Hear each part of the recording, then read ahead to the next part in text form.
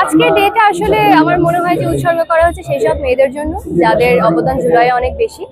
আমরা দেখিয়েছি যে একদম শুরু থেকেই মেয়েরা কিন্তু একদম ফিল্ডে ছিল, মাঠে নেমেছিল এবং রাতের বেলা তারা হলের তালা ভেঙে মেয়েরা বের হয়েছে। তো এটা আসলে উদযাপন করার মতো একটা বিষয়, একটা সাহসিকতার পরিচয়। আমরা যেটা সচরাচর দেখে আসি বা আমরা যেভাবে ডিমিন করি, যেরকম আমরা কাল পরশু একটা পোস্ট ঘোরাফেরা করছিল চোখের সামনে যে শাড়ি চুড়ি দিয়ে সামথিং লাইক দ্যাট দিচ্ছে। আমার মনে হয় যে এই প্রথাটা যে শাড়ি চুড়ি হলে যে মেয়েরা দুর্বল, এটা আসলে ভেঙে দেওয়া উচিত এবং সেই জন্য আজকের এই প্রোগ্রাম বা এই ধরনের প্রোগ্রাম অনেক দরকারি আসলে। তো আমার ভালো লাগছে আজকে আসলে সবাই এখানে মেয়েরা পারফর্ম করছে, মেয়েরা যা যা পারছে সবকিছু করছে, ভালো লাগছে।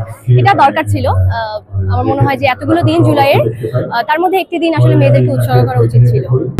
গত বছর এই সময় আসলে খুবই একটা কি বলবো ঘরের মধ্যে দিন কাটছিল সবারই, এবং জানি না কি হবে, নেটটা অফ ছিল, সবকিছু মিলায়ে খুবই খারাপ সময়ের মধ্যে দিয়ে যাচ্ছিলাম এবং আমি প্রিপারেশন নিচ্ছিলাম গান লেখার, এবং গানটা আর কয়েকদিন পরেই লিখে ফেলি। আমি গানের জন্য প্রতিবন্ধকতা ফেস করেছি, যেহেতু আমি যে সময় গানটা ছেড়েছি ওই সময় তখনও কিছুই ঠিক হয়নি, উল্টা আরো মানে খুবই বাজে সময় যাচ্ছিল সবার জন্য, সবাই ভয় পাচ্ছিল, পোস্ট দিতেই ভয় পাচ্ছিল।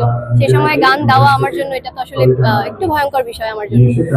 তবে আমার মনে হয় না যে আমি যেহেতু দেশের জন্য কিছু করছি, দেশের নাগরিক হিসাবে একজন আর্টিস্ট হিসাবে কিছু করছি, আর যেহেতু সেই জায়গাতে কোনো মিথ্যে নেই, কোনো খারাপ কিছু নেই, সেই জায়গা থেকে আমি আসলে ভয় অতটা পাইনি যতটা পাওয়া উচিত ছিল বা অন্যরা পেত।